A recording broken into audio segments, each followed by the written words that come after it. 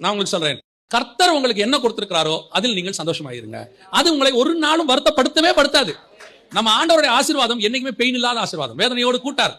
நம்ம மத்தவங்களை பார்க்கறத மட்டும் கொஞ்சம் நிறுத்திட்டீங்கனாலே நல்லது. நான் நிறைய நேரத்தில் பாருங்க, இந்த குதிரைகளுக்கு ரெண்டு பக்கம் என்ன பண்ணி விட்டுருப்பாங்க, இந்த மூடி விட்டுருப்பாங்க. ஏன்னா அது பக்கத்துல பார்த்துச்சு மேல இருக்கிறவன் செத்தான். உட்காந்துருக்காமல மேல குதிரைக்கு மேல, அது மட்டும் பக்கத்துல பார்க்க ஆரம்பிச்சு மேல இருக்கிறவன் செத்தான். அதனால கடிவாளம் போட்டு மூடி விட்டுருப்பாங்க ரெண்டு கண்ணையும்.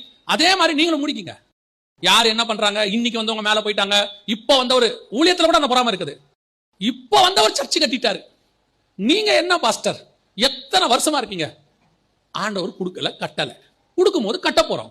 சபையை கொடுத்தவரே கட்டி கொடுப்பார். அவரே அதுக்கான எல்லா தேவைகளையும் சந்திப்பார். அவர் கட்டி கொடுத்தாதான் நம்ம சாட்சி சொல்ல முடியும். என் தேவனாகிய கர்த்தர் ஒருவரே என்னை நடத்தினார், வேறு ஒருவரும் என்னை நடத்தினதில்லைன்னு நம்ம அப்பதான் சொல்ல முடியும். இன்னைக்கு எப்படி இருக்குது? பக்கத்துல இருக்கிறவனை பார்த்து பொறாம, அவளுக்கு பிள்ளை பிறக்குதே, எனக்கு பிறக்கலையே. உங்களுக்கு பிறக்கலைன்னா கர்த்தர்ட்ட போய் கேளுங்க. உங்களுக்கு ஆசீர்வாதம் இல்லைன்னா கர்த்தர்ட்ட கேளுங்க. உங்களுடைய வியாபாரத்துல கொஞ்சம் நஷ்டம் இருக்குதுன்னா ஆண்டவர்ட்ட கேளுங்க. அடுத்தவனை பார்த்து பொறாமப்படாதீங்க. பொறாமைப்பட்டவர்கள் வாழ்ந்ததாக சரித்திரமே கிடையாது. அவ்வளவுதான், வீழ்ச்சி தான் அவங்களுடைய முடிவு, அவ்வளவுதான். இது வரைக்கும்